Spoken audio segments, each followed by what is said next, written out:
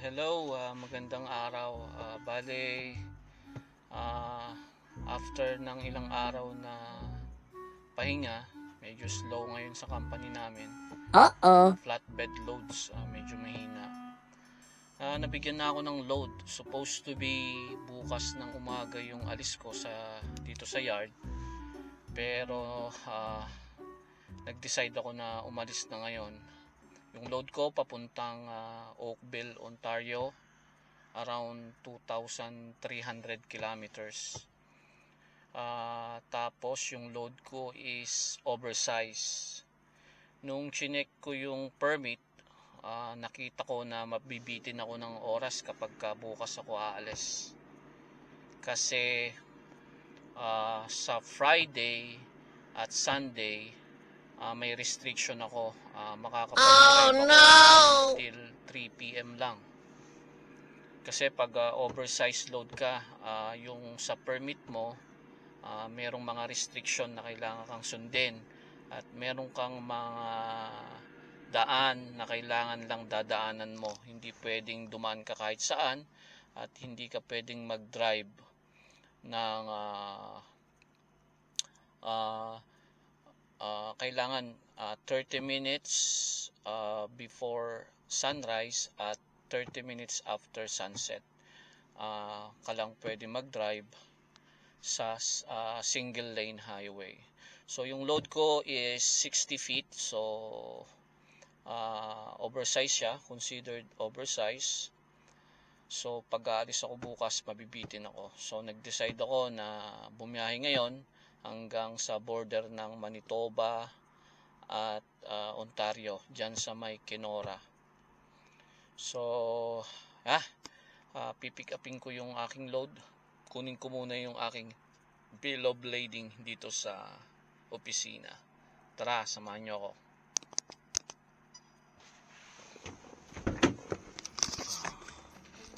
Okay.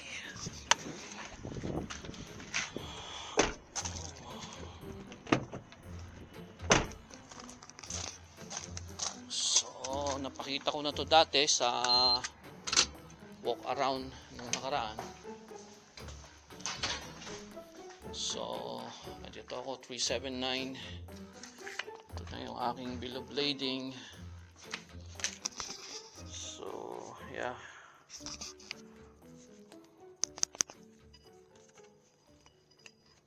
papunta siya ng Oakville, Ontario. Hanapin natin yung truck natin kung nasaan siya. 379. Matagal siyang hindi umandar. Ayun, mukhang hindi ginalaw doon sa pwesto niya. Let's see. Malinis naman, so okay lang. Ayan, yan ang ating truck. So atras natin yan para makapag-unload tayo ng ating mga bagahe. Mga pagkain, damit, at kung ano-ano pa. Ayan.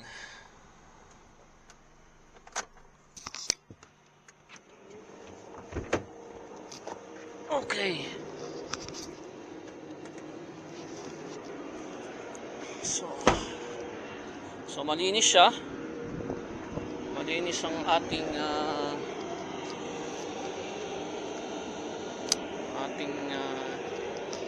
truck. Ayan, meron na akong tubig dyan. Inistakan ko na yun nung nakaraan.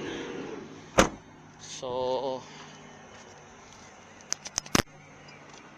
transfer ko lang yung mga load ko, then biyahe na.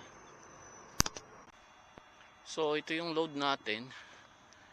Meron siyang overhang dito sa harap ng almost 2 feet. So nakita niyo yung space na yan, napaka.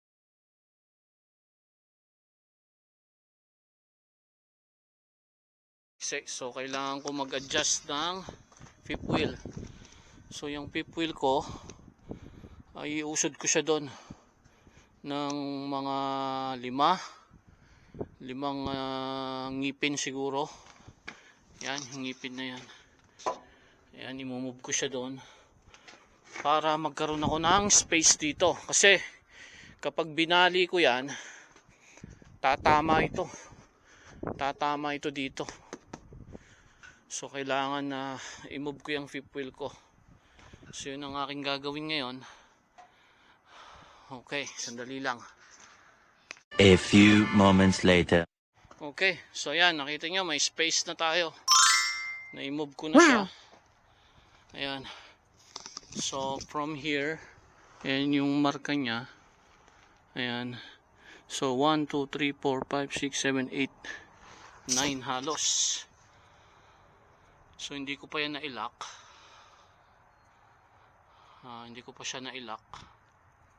So i-atras ko ng konti para mag-lock siya.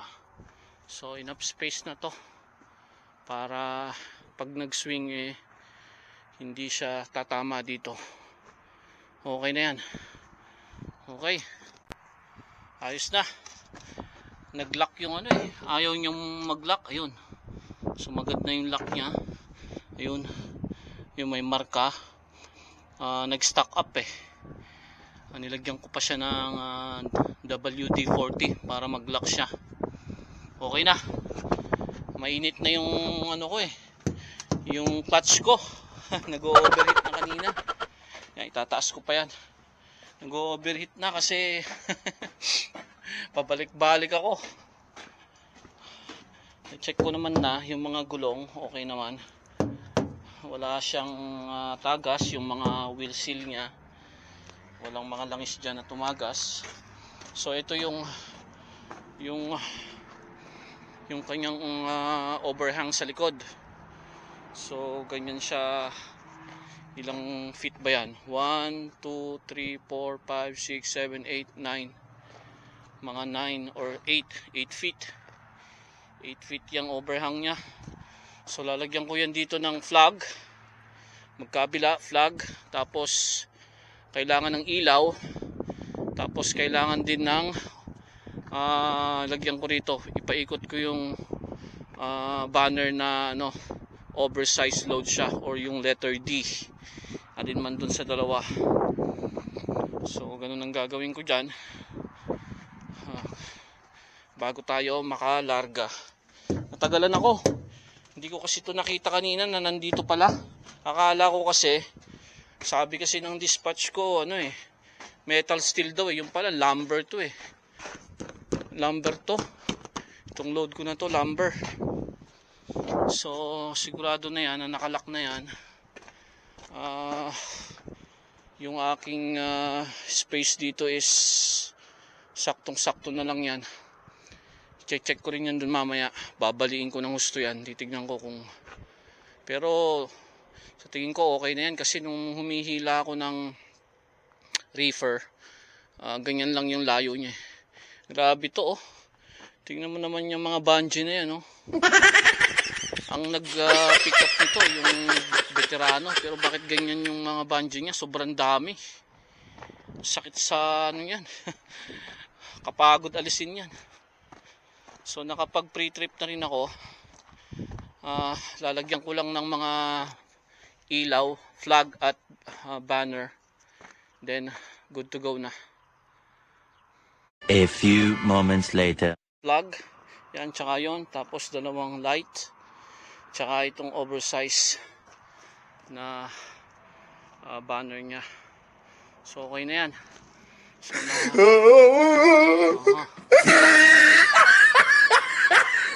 kung bakit hindi ilaw yung kabila, baka naka left signal siya. Check ko na lang. So sa harap naman okay na sa likod. Okay.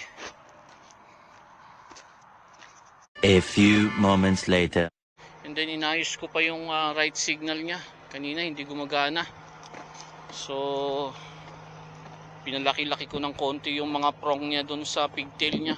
So yun, okay na. Ayan. Okay na rin yung oversize banner nya sa harap. At yung flag okay na. So okay na yung yung right signal. Ayan nagbi-blink na. Kanina ayaw. So ginawa ko pinaluwag-luwag ko lang yung mga prong dyan, tapos nilinisan ko yung pigtail, baka may dumi, tapos pagbalik ko okay na uli.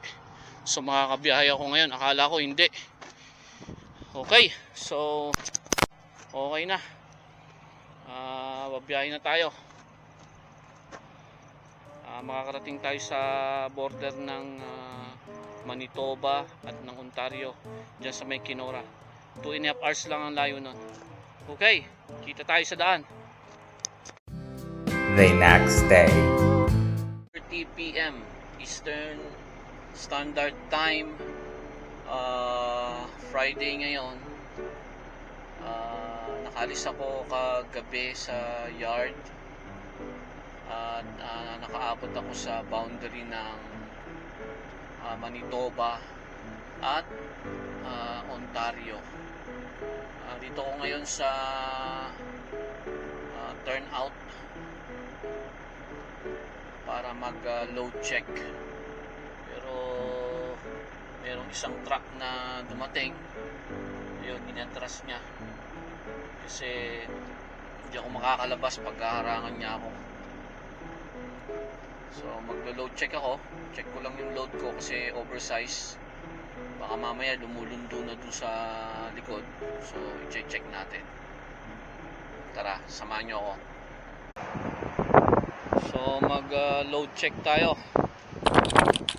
Okay.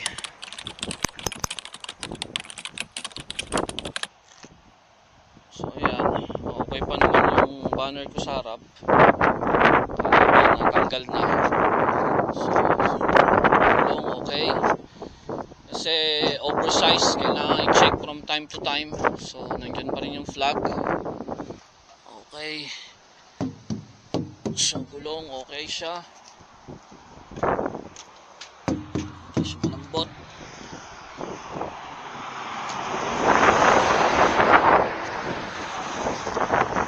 So 3 tarp pa lang ginamit dito. So walang loose na damage. Walang problema sa ilalim. Kabila.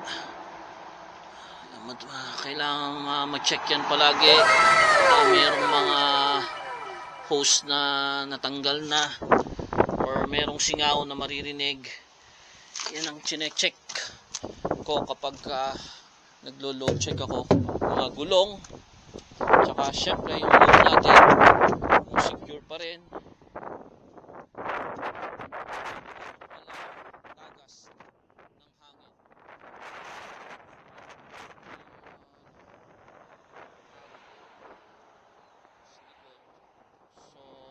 Almost 10 feet yan yung kanyang overhang sa likod. So yung light niya bumabato.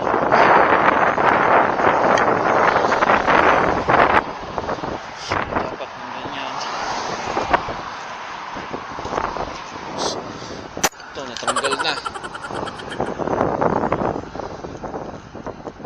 So kailangan ilusin ko to.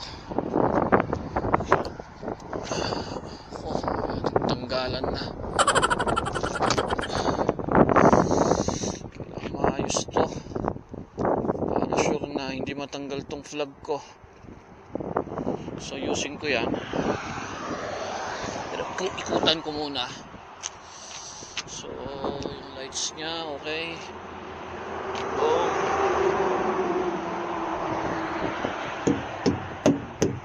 So wala akong naririnig na air leak. Yan ang importante. Wala ring wheel seal leak. Napaka-importante yan kasi pagka may leak ang wheel seal mo, baka mamaya matuyuan, kumalas yung gulong. What? So dito rin, pinapatay ko yung makina. Pag nakapahinga ng konti, pinapatay ko para marinig ko kung merong air leak. So yeah, normal lahat. Okay, so kailangan ayusin ko yung flag doon sa likod kasi medyo natanggal yung bungee niya. So,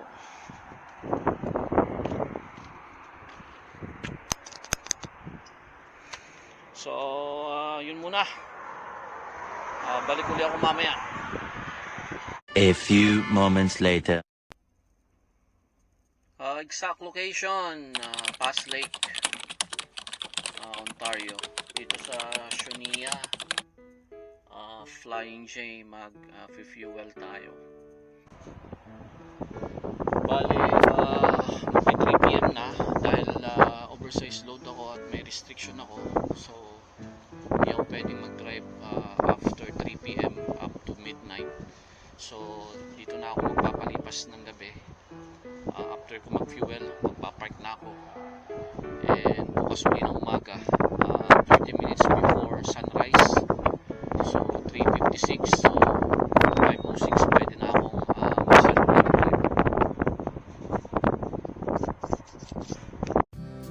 The next day. So, ito, naka-stop ako. Oh no! Bale, may lumalabas dito na usok. Hindi ko alam. Nag-start to kahapon. Pag stop ko, napansin ko na bumaba yung coolant. So, nagdagdag ako. And then, nung pinaandar ko yung makina, bumababa pa rin siya. So, nagdagdag ako hanggang sa umabot ako ng 3 ganyan. 3 gallons na ganyan. Bumababa pa rin siya. Pero ngayon, okay naman eh. So, akala ko okay na. So, nag-drive na nga ako ngayong umaga. And then, while driving, may nag-pop up sa dashboard ko. Ang sabi niya, stop engine immediately or damage will occur. So, just a precautionary message sa dashboard kapag may problema ang sistema. So, ayun, tinurn off ko na kaagad. Andito ako sa gilid ng kalsada between Thunder Bay and Nipigon. At tumawag na ako sa shop. Walang sumasagot. So nag-iwan ako ng voicemail, ganun din sa dispatch namin. Maghintay ako ng instruction. Kaya pa naman nitong tumakbo kasi tinitingnan ko yung temperature ng makina. Okay naman.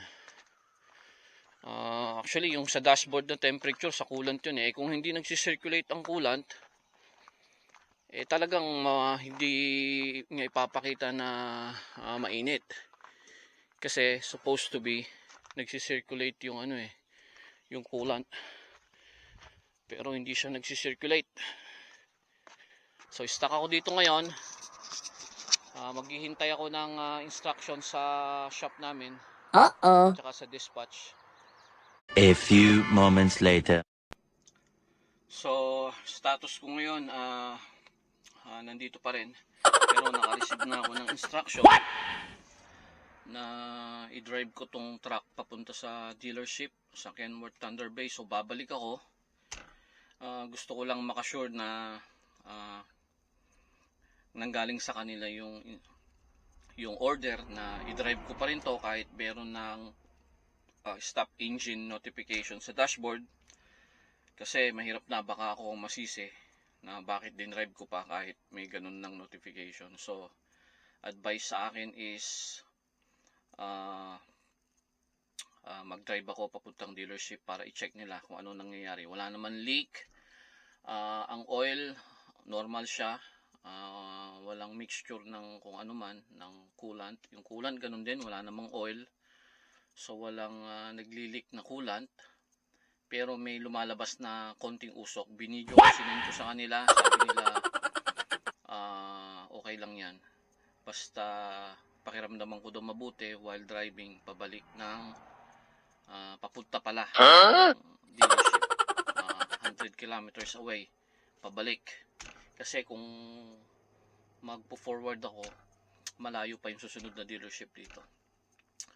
So, yun. Itupi ko muna yung mga triangles ko doon. And then, proceed na ako sa dealership. So, kunin ko lang yung triangles ko. And then, mag-drive na ako. Ay, nako. Hirap ng ganito. Pag may trouble, ang hirap. First time ko naman to. Maandar pa naman eh. Ayoko lang na magkaroon ng problema.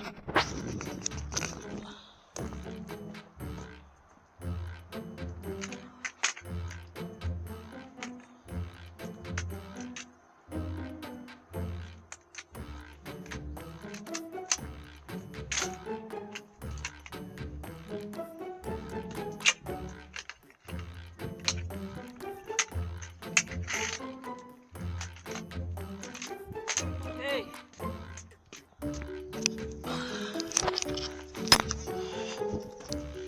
Sana walang malaking problema.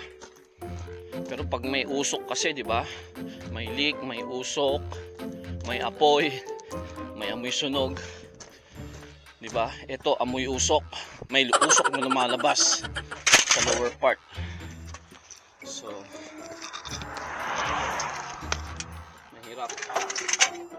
Well, bigay nilang order, sabi nila okay lang na i-drive. Hindi, sige.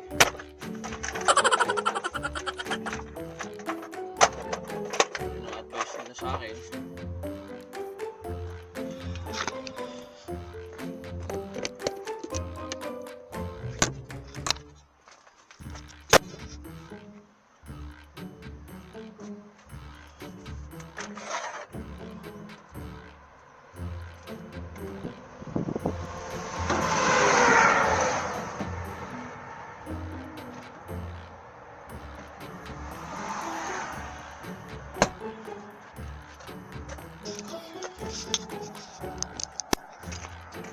Okay, so yun lang.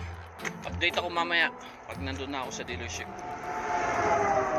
3 days later. Good morning. Bale, Monday na ngayon. 2 days ako nagstay sa hotel. At ngayon susunduin ako ng tow truck namin. Nag-decide sila na dahil major repair ang mangyayari dun sa truck ko, ito-tow na lang nila around 700 kilometers from here pabalik sa yard namin, kasi may malaking shop naman kami, so sila na lang ang gagawa para makasave. So inihintay ko yung driver, yung nagda-drive ng tow truck namin, para isasabay na ako pabalik sa Manitoba, so Winnipeg. So mamaya kukunan ko kung paano namin ito-tow yung truck ko sa dealership ng Kenworth. Kita tayo mamaya. A few hours later. So ito na. Yan ang ginawa namin, gagawin namin. Aangatin ito and then hihilahin namin pabalik ng yard. So yan, i-atras niya dito. Kailangan align siya dito yung part na yun. Okay. So let's see.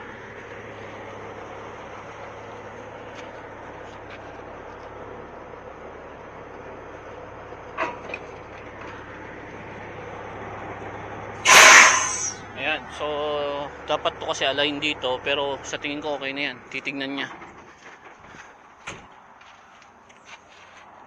Good?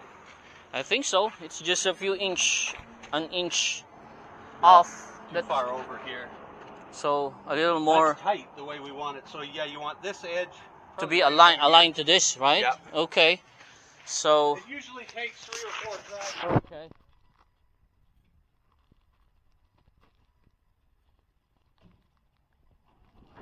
So kailangan daw talaga align dito eh. So let's see.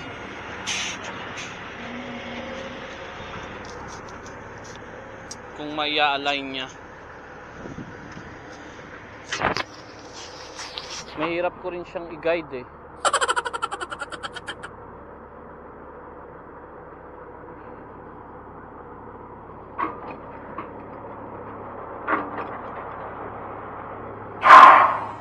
Ayan, halos sakto na. Sa tingin ko okay na yan. I think you got it. So, kailangan din daw alisin ng line ng brake chamber. Okay. So I'll lose it just a bit or all the way? Oh, we're gonna use that one? Yeah, this will hook up to my tractor so that we have brakes back here. Okay. Yeah, you're gonna take that off and hook that one up. All right, got it. And I've got some tape somewhere. Yeah. So do we need any Teflon for this or what? It's just straight ahead, thread it in? Oh, you Yeah, need... just plug that in and then we'll tape this one up Okay. so we don't get dust. So, ayan. Tinalian namin yung mga axle para pag... Yan, 1, 2, 3, 4. Yan. Para pag inangat, itong mga axle babagsak dahil sa suspension, di ba? Tapos i-hold siya. Hindi siya babagsak. Hindi masisira yung yung mga shocks niya and suspension niya. Hindi siya aalog-alog. So kailangan tight yan. So ito tight siya, yun tight. Tapos ang humahawak lang dito sa buong trailer is ito. Tataka nga ako, ito lang yun. So ito lang. So ganun naman katibay siguro dahil mainframe to eh. So ito yung safety just in case kumalas dito. Ito yan. Itong nag-hold another level of safety para So nilagyan namin ng airlines. Tsaka ito para dun sa ilaw na kinabit namin sa harap. Ayan. Run under. And then itong airline para sa brake chamber ng drive axle para meron din siyang brake. And then yung green is para sa signal light and brake light. So ganun ang ginawa namin. At kung makikita nyo, suspended on air ang mga drive axle niya. Except the steering axle. Steering axle pala yung drive ang sinabi ko dun kanina. So yan, so hihilahin namin yan pabalik ng Winnipeg. So yun ang nangyari sa aking biyahe na oversized load. Hindi natuloy dahil nagkaroon nga ako ng problema. Okay.